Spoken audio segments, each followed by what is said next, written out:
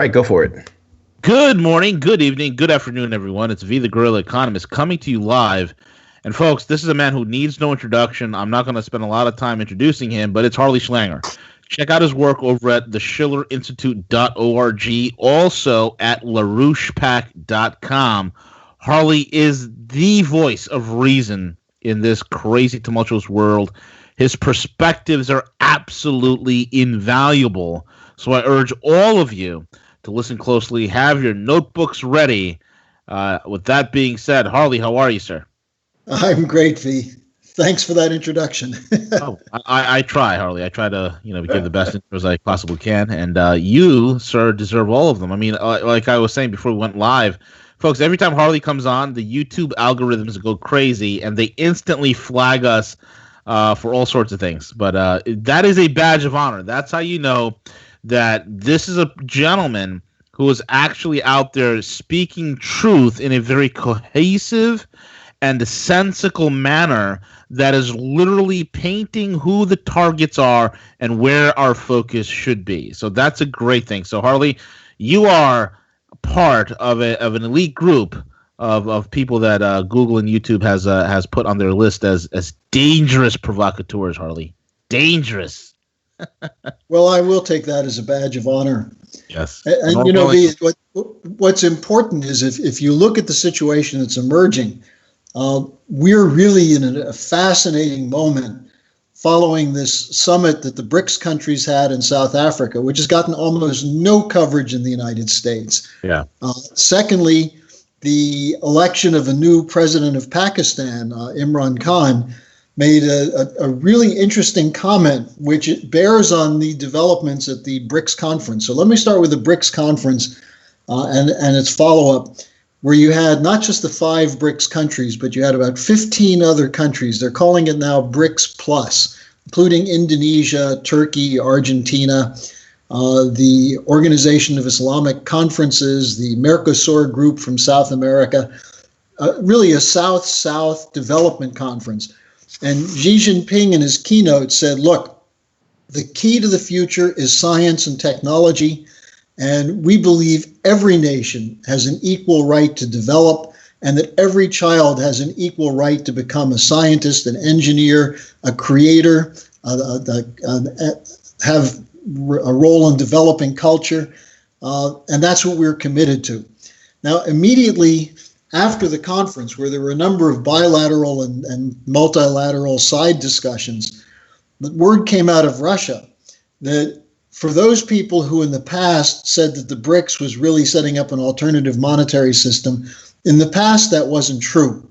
But given developments recently, including the stubborn clinging by the central banks of the transatlantic region, the Bank of England, the European Central Bank, and the Federal Reserve, clinging to this quantitative easing model, clinging to this speculative casino economy, the Russians are saying, well, we may need to move into a new financial system. And of course, that's already in place with the Asian Infrastructure Investment Bank, the BRICS Bank, the Shanghai Cooperation Organization Bank, the Chinese putting up hundreds of billions in both immediate credit and promised credit in the next 5 years. Now bringing in the Arab countries to this, some of the developed countries, such as, developed Arab countries, Abu Dhabi, Qatar, countries that actually have a lot of funds. So we're seeing a move outside of the old system. Now, what Xi Jinping said is, look, we don't want to get rid of the old system, but if the old system doesn't change, it's going to disappear. And I think this is the point that people have to think about. We have an enormous potential for a shifting or a transformation of global strategic financial relations.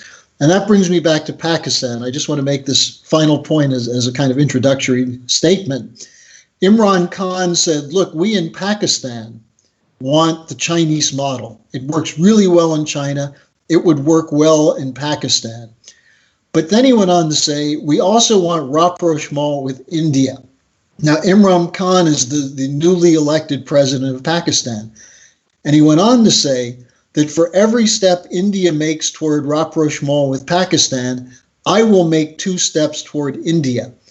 And then it was announced this week, something that's totally new and shocking to anybody who follows these developments.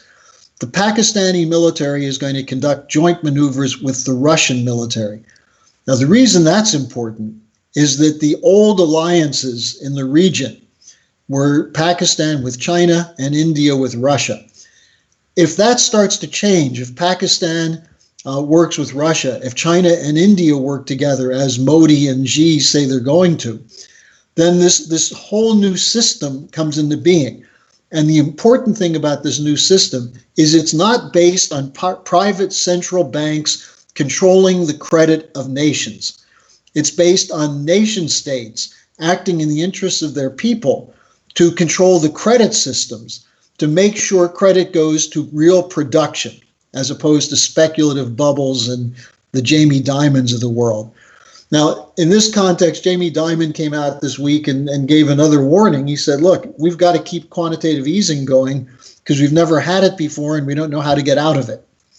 And I think people should read these statements from people like Jamie Dimon and realize there's an incredible panic going on. And this is something that Trump is well aware of. He's in a position to do something about. We've got to free him from this Russiagate fraud so that he can move ahead in collaboration with people like Putin and Xi. And I'm convinced that if the United States moves in that direction, Europe will have no alternative but to move with the United States. Absolutely.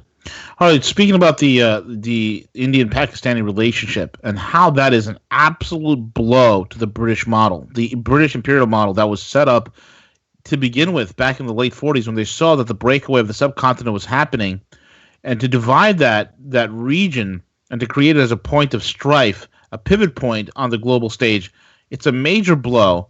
You talked about that Imran Khan, the new elected prime minister of Pakistan, wanting to move, and the term you used, Harley, what is that term again? The rapprochement. Yeah, could you explain to the audience what that is? Well, it basically means a renewal of relations, an alliance, common interests, pursuit of common interests. And this is crucial because, as you say, look at the dividing lines in the post-war period, many of which go back to the beginning of the 20th century.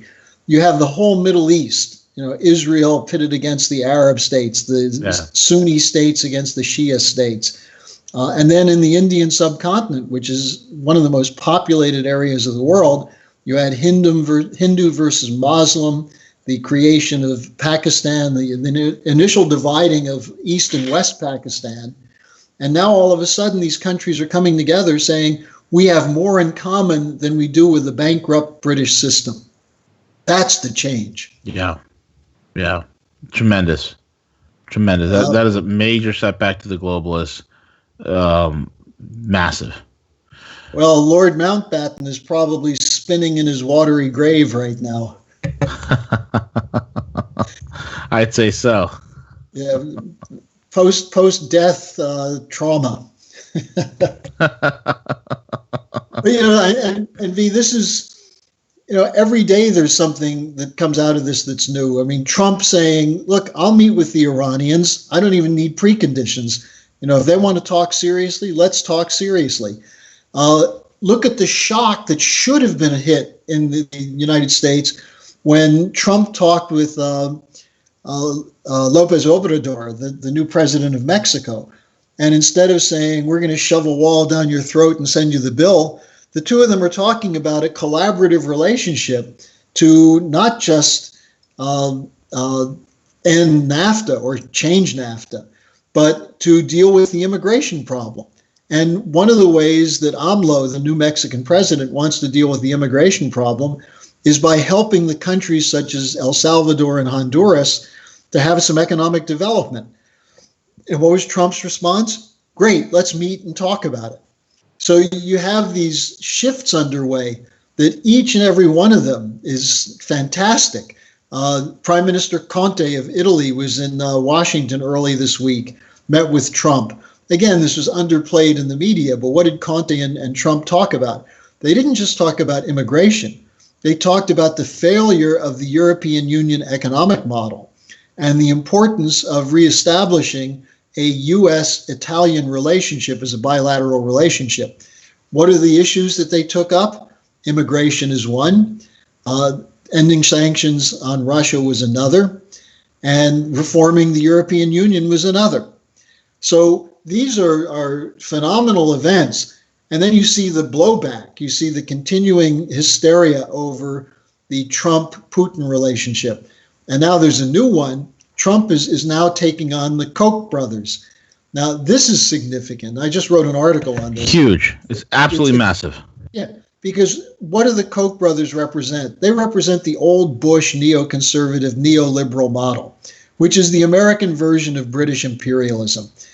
Cheap labor, globalized free trade in which the corporations have control over and above nation states.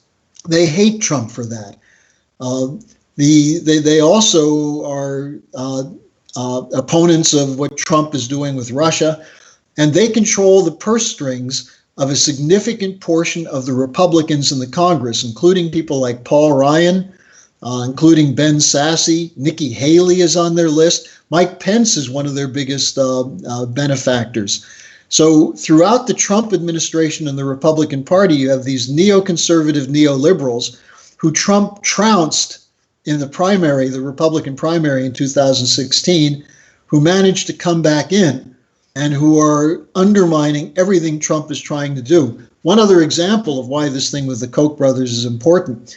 They're completely opposed to Trump's idea of infrastructure because their view is that only private-public partnerships in which companies like theirs finance useless projects like toll roads and things of that sort, as opposed to building new modern infrastructure.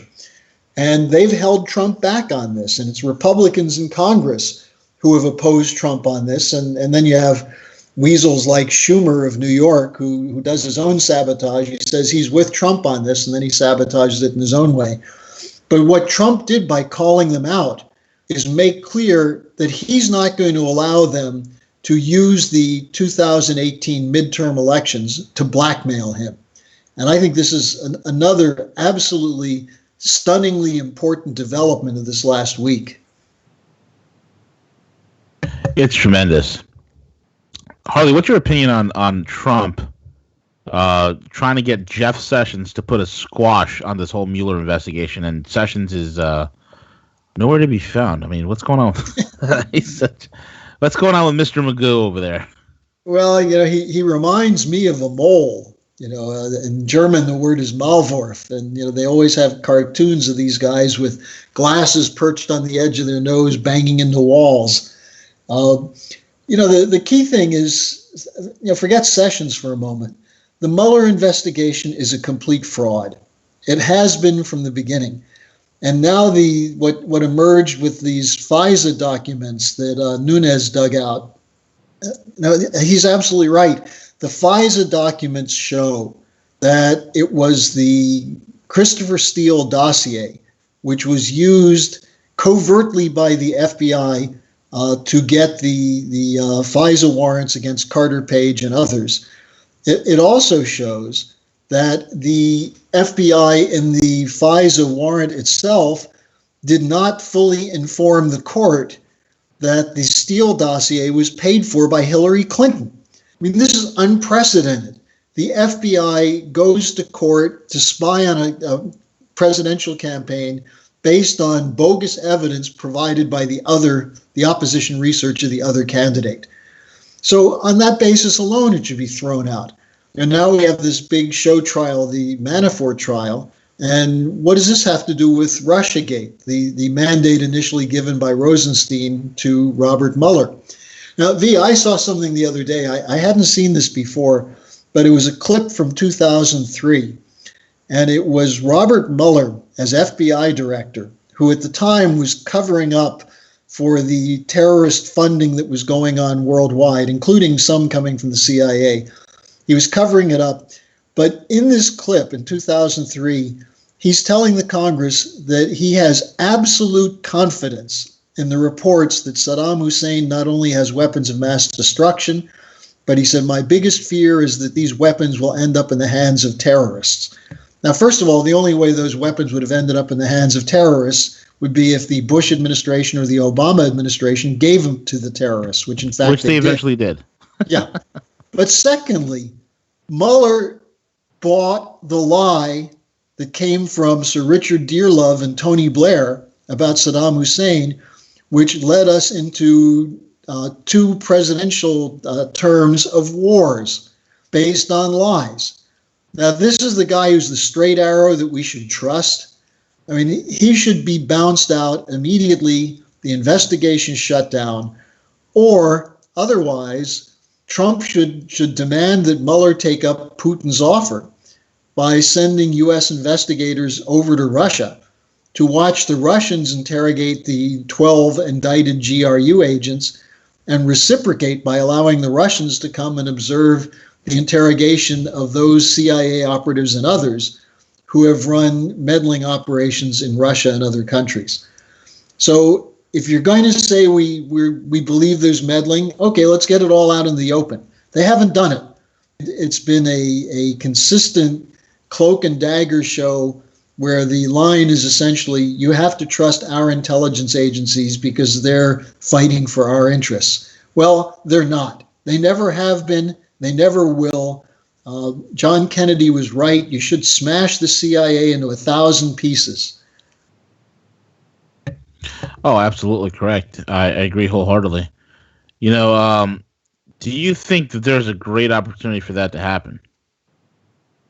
I think we have a better opportunity now than we've ever had because we have a president who's not a bullshitter on this issue. Yeah. Whatever else Trump is. And look, as you know, I don't support everything he does. I'm not too happy with the way things are progressing with China because I think there's an opportunity here to collaborate and to expand trade greatly, which is being missed by just going with a tariff policy to punish China. But on the other hand, when was the last time a president stood up to the CIA? When was the last time a president stood up to the FBI? Exactly. Yep. John Kennedy. Yep. Since that time, no president has had the guts to do it. And what Trump is doing, which is what Kennedy didn't do, is go public with it. Had John Kennedy had access to Twitter and done what Trump is doing, he probably would have served out 2 terms and been one of the greatest presidents in our history. So, I think you have to acknowledge that Trump's courage, even if he gets it wrong sometimes, his courage is opening a window into the systemic corruption of the intelligence community, its relationship with British intelligence, with rotten elements of the old Soviet intelligence, as well as with the whole City of London financial establishment. And this gives us an opportunity really to drain the swamp, because the swamp is not just lobbyists. The swamp is the people who are above the lobbyists, who pay the lobbyists to do their dirty work, to destroy national economies for the benefit of the profits of the globalized corporations. So we have an opportunity, and we shouldn't squander it. Agreed wholeheartedly. Harley, what else is on your radar? What about the situation, real quick, of the Middle East peace? There's some murmurings about that and the position that Trump is taking. What are your thoughts? Well, the problem is it's not yet transparent, but the part of it that is transparent is the part that has the establishment so freaked out, which is that Trump does trust that Putin will do the right thing in Syria. I should have mentioned this earlier. There's just now underway a plan to reconstruct the city of Aleppo, which was nearly destroyed by the al-Nusra Front and ISIS. And now you have the Russians and the Chinese, and in some cases, a few Arab countries chipping in some money to rebuild the city. This is crucial. Also, you have U.S. military and the Russians moving beyond deconfliction to actual coordination in the case of the cleaning up in Idlib and the area around the Jordan border, and also security guarantees on the Golan Heights that will keep Iranian forces away from that to remove the Israeli pretext for a strike against Syria or Iran. Now, all of these things are highly combustible, and no one knows exactly what will happen. And I certainly don't have any confidence in Jared Kushner, who seems to have done nothing to earn the confidence of the country except marrying Ivanka Trump. But he's a foreign policy specialist, Harley. Yeah, I know. Foreign policy specialist who for quite a while was removed from having a security clearance. Yes, but Harley, he's so smart that he learned, and this is his own words, that he learned everything there is to know about Middle East peace and this Middle Eastern situation while waiting for a ski lift. Yeah, well, if he learned it, then one of the things he should have learned by now is that his father-in-law should work with Putin. And the two of them could go a long way towards straightening out the situation in the Middle East. Now, to do it, you've got to keep what Putin's doing is you've got to keep a foot on Israel's neck. At the same time, you're offering them a way out. You know, this is one of the key things about diplomacy is that if all you do is threaten, you just create more animosity in the adversary. But if you say, look, if you keep screwing around, you're going to have trouble. On the other hand, here are some positive options we'd like to explore with you. And that's what Trump did with Kim Jong-un. And by the way, we just had an exchange of letters between the two of them. There is some progress in that area. We see what Trump has done with Putin overall. And they are talking about 2 meetings next year, at least, in addition to a couple of other encounters on the sidelines of some upcoming international events.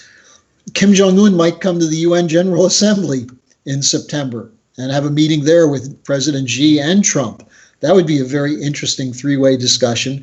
Yeah. And I'm sure Chuck Schumer is going to do everything he can to bug every building in New York City to make sure he finds out what was said at that meeting. But the important thing is that these are all real possibilities and things are moving ahead. And, you know, if Trump doesn't do everything you want, well, that's fine. He has shaken up the establishment to its core. Yeah. Also, just to mention one other thing, his broadside against the Federal Reserve, you know, stop raising interest rates, you know, is really interesting because the so-called third rail in financial policy is that the president doesn't intervene in what the Federal Reserve does. Well, Trump doesn't care about these things. He's concerned about will there be adequate credit to fund a real industrial policy in the United States. And Correct. He knows there won't be if you leave it in the hands of Jamie Dimon and the New York Federal Reserve. So I thought that was another significant development in the last 10 days. Yeah. No, it is very significant. And I think he is pushing back. There's no doubt. I mean, there's no way that anybody can see what's happening with with Trump, with the administration, the moves they're making and saying, hey, you know what, it's business as usual. It's not business as usual. There's a clear, distinct, and very palpable change in the attitude that is happening right now in Washington, D.C. that you can't wish it away. It's reality at this point, Harley. Well, and I would just say to your listeners, because I have started getting some emails from your listeners, and people express their caution or their skepticism.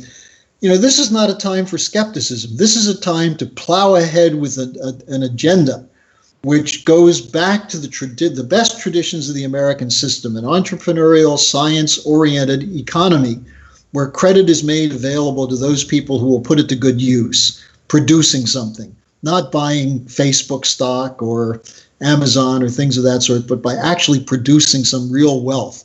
Yeah. And if we take this advantage, take advantage of this opportunity, it will transform the earth, because much of the rest of the world is already moving in this direction. The new paradigm is here. This is not George H.W. Bush's New World Order. It's not Lord Rothschild pulling the strings. The Rothschilds are completely hysterical about these developments. Look at what's going on in Britain with Brexit. The City of London threatened the EU that they wouldn't let them use their clearinghouses for derivatives. And the EU panicked over that. Instead, the EU, if they were a sovereign body, would say, well, we're getting out of the derivatives business so you can eat your own losses. So there are solutions to these things, and they're being worked through. The possibility, the Russians dumping U.S. treasuries, buying gold. There are all kinds of signs that we are on the verge of a complete break with the post-World War II policy, with the best of those post-World War II policies continuing, that is industrial investment. But the whole funny money, jiggery-pokery of the Federal Reserve and the global central banks tossed in the trash can. That's a real possibility. So don't just speculate about it and then say it'll never happen. Roll up your sleeves and get involved in the fight. And if people are interested, as always, I'll offer my services to your listeners. Send me an email. I'll get you linked up with my blog, and also we can, if you have questions or ideas, let's have a real dialogue. Absolutely. Harley Schlanger, thank you so much for being on with us and sharing this valuable intel. Yes. Let me give out my email address now. Oh my God, I'm so sorry, Harley. Apologize. I almost forgot. It's harleysch@gmail.com. Harley, HARLEY, and your listeners know I do respond. Absolutely. And with that being said, folks, thank you all for listening in. Very vital, very important. And we're over and we're out. Take it away, CJ.